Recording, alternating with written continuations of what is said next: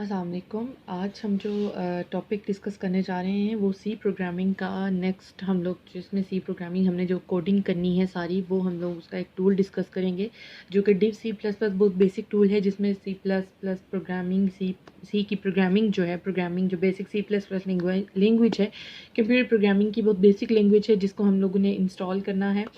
अब यहाँ पर हमने प्रीवियस लेक्चर में एक प्रोग्राम पढ़ा था। मैंने आपको सबसे पहले मैं टूल इंस्टॉल करना बता देती हूँ। The Dev C plus plus एक ऐसा टूल है कि आप इसमें कोई रॉकेट साइंस नहीं है इंस्टॉल करने में। आप किसी भी वेबसाइट पे मीन गूगल पर जाके Dev C plus plus free download लिखेंगे तो आगे से आपको लेटेस्ट वर्जन कोई भी इसका आप लोग इंस्टॉल कर सकते हैं। मैं इसलिए इस लिंक पे नहीं जाऊँगी या इसको क्लिक करके डाउनलोड नहीं करूँगी क्योंकि मेरे पास ऑलरेडी बैकअप मौजूद है और मैं उसको इंस्टॉल भी कर चुकी हूँ और मेरे पास सारा उसका इंस्टॉलेशन है। आपने जस्ट इसको डाउनलोड करना है और इसकी फ़ाइल पे जाके राइट क्लिक करके इंस्टॉल कर देना है। बाकी कोई भी चीज़ नहीं है, जस्ट ये एक ऑप्शन पूछता है लैंग्वेज का इंग्लिश, वो भी बाय डिफ़ॉल्ट इंग्लिश वहाँ पर लिखी हुई आती है। आपने जस्ट उसको ओके करना है और इंस्टॉल कर देना है।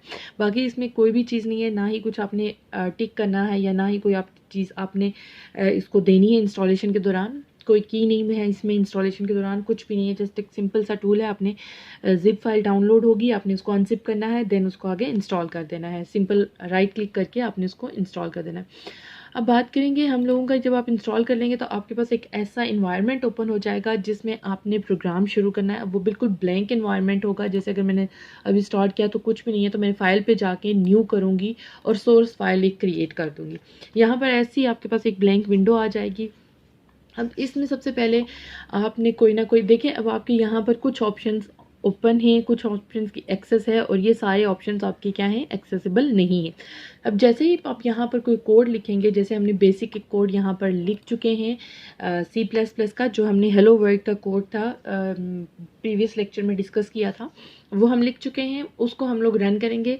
अब इस कोड को रन करने के लिए सबसे पहले आपने इस फाइल को क्या करना है, सेव करना है। फाइल में सेव कर देती हूँ, सेव एज करें या सेव करें किसी भी नाम से, untitled dot C dot already exist, ठीक है, यस कर दिया।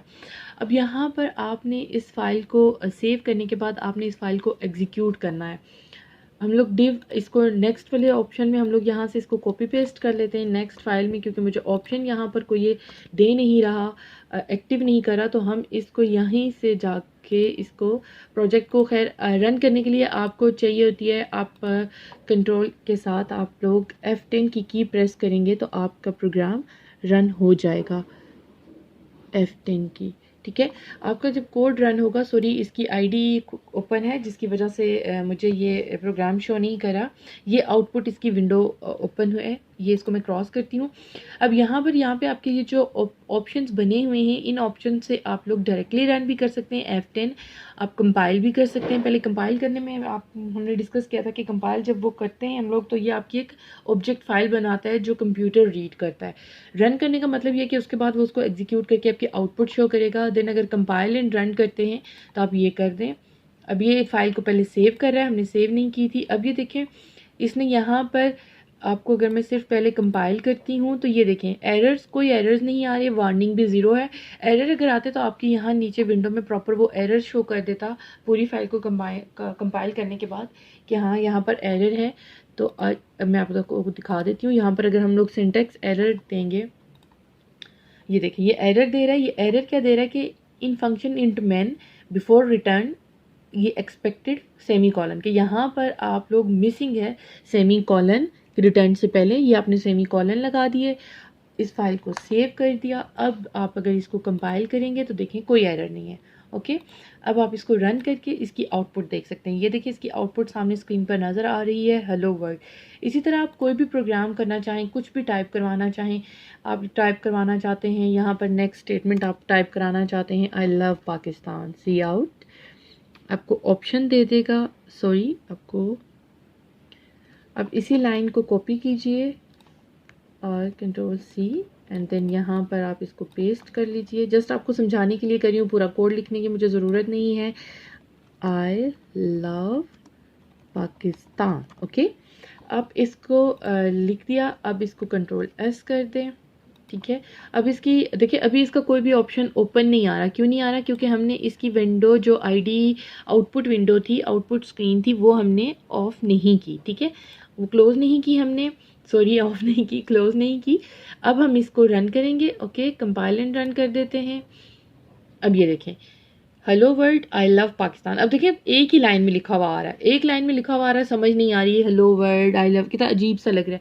तो हम यहाँ पर अगर लाइन ब्रेक कर देते हैं, हम यहाँ पर इसको एक लाइन ब्रेक का दे देते हैं,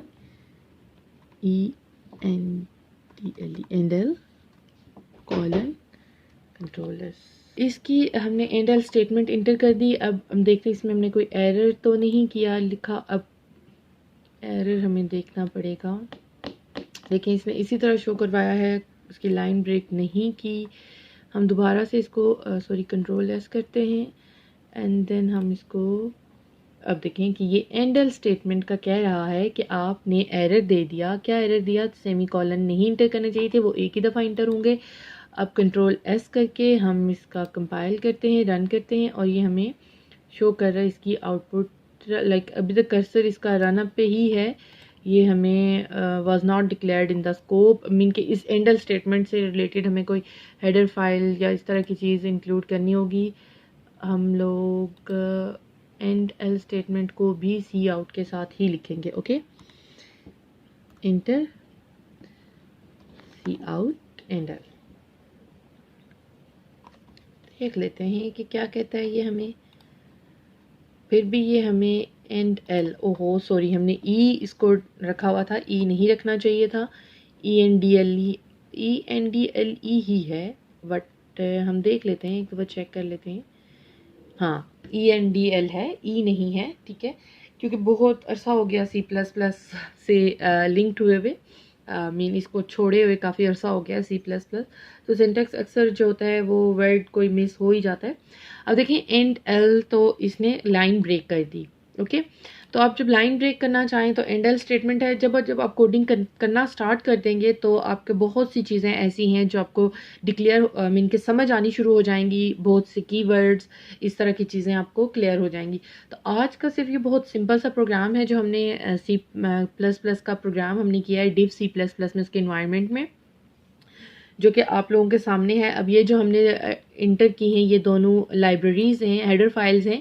अब ये जो आईओस्ट्रीम है ये इसके बेसिक जो भी ऑपरेशंस हैं इससे कॉल किए गए हैं। उस एग्जीक्यूशन के दौरान इसने इस लाइब्रेरी को इसके साथ लिंक कर दिया कि इसके जो फॉर्मेट है, जैसे सी आउट है, एंड एल है, रिटर्न है, इनकी जो पीछे फंक्शंस हैं वो इन लाइब्रेरीज़ में पूरे डिफ़ाइन किए गए हैं।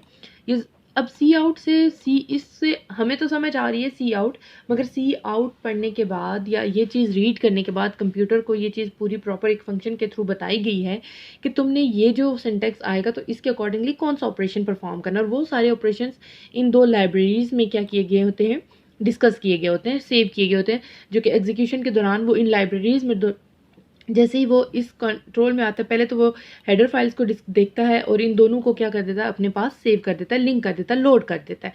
अब जैसे ही वो इंट मेन में आता है तो उसे पता चलता है कि ये दो चीज़ें जो अभी कोई काम मुझे दिया जा रहा है जो कि इस कर्ली ब्रेसेस के अंदर जो है स्टार्ट होगा, वो इन लाइब्रेरीज में डिस्कस है। ठीक है, अब जैसे ही सी आउट वो स्टडी करेगा, रीड करेगा, तो वो इन लाइब्रेरी में जाके इस फंक्शन को ढूंढेगा कि कहाँ पर है ये फंक्शन, ये चीज़ कहाँ पर डिफाइन की गई है कि इसके अकॉर्डिंगली मैंने क्या चीज़ परफॉर्म करनी है। तो ये चीज़ें वहाँ से वो फिर इनकी डेफिनेशंस को लेता है और फिर यहाँ पर हमें ऑपरेशन परफॉर्म करता है।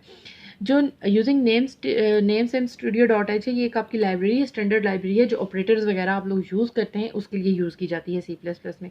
आई होप आप लोगों को ये प्रोग्राम समझ आ गया होगा, बेसिक स्ट्रक्चर सी का समझ आ गया होगा कि एक्चुअल में सी काम कैसे करी होती है, लाइब्रेरीज को क्यों लिंक किया जाता है। आप लोगों को ये चीज़ें सारी समझ आ गई होंगी। नेक्स्ट क्लास में इंशाल्लाह, नेक्स्ट लेक्चर में हम लोग डिस्कस करेंगे अबाउट कुछ और प्रोग्राम्स लेके आऊँगी मैं आपके लिए, उनको हम लोग डिस्कस करेंगे, उनको स्टडी करेंगे। तो आहिस्ता आहिस्ता हम लोगों को प्रोग्रामिंग की बहुत अच्छी समझ आना शुरू हो जाएगी इंशाल्लाह। स्टे ट्यून, अल्लाह हाफिज़।